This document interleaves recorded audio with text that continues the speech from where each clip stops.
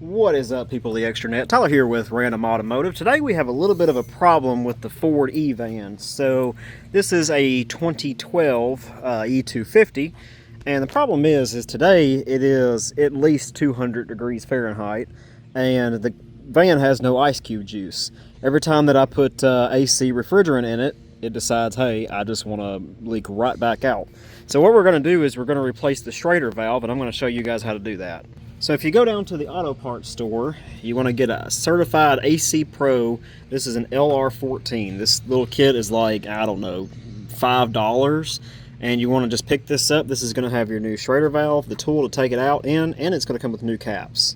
So we want to locate our low pressure service port. In this case on the van, it's right here. It had this cap on it, and your Schrader valve is directly in the middle. Now, before you do this, there's a couple of different things you have to know. One, if your system has refrigerant in it at all, you have to evacuate it first. Whether you have a valve, which I can put a link in the description for, that you can go on here, take this off, then you can take the Schrader valve off. If your system's evacuated, this video is for you, but essentially you can do it either way. You just can't vent this out in the atmosphere. It's not good for you or anybody else.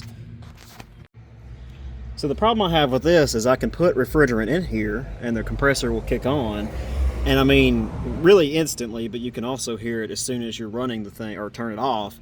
It's just constantly hissing and it's just venting it right back out. So we're going to take our tool. You can see the orientation of the Schrader valve.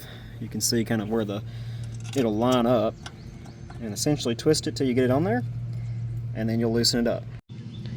Okay, so we're going to do basically the reverse process now that we got the old one out. We're going to load the new one up on the tool and put that in there. You may have to get a pick or a pair of needle nose pliers or something to pull the old one out if it doesn't come out as soon as you unscrew it.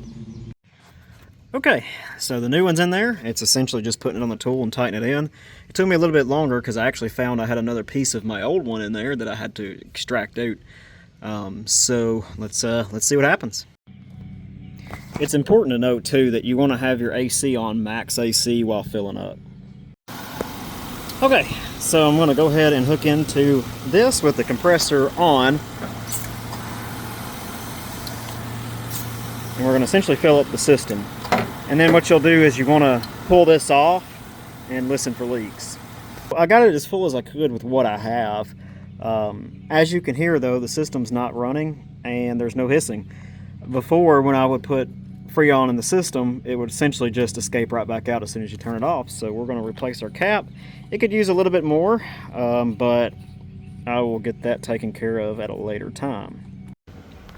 Alright, so I've already checked this once, but just for reference,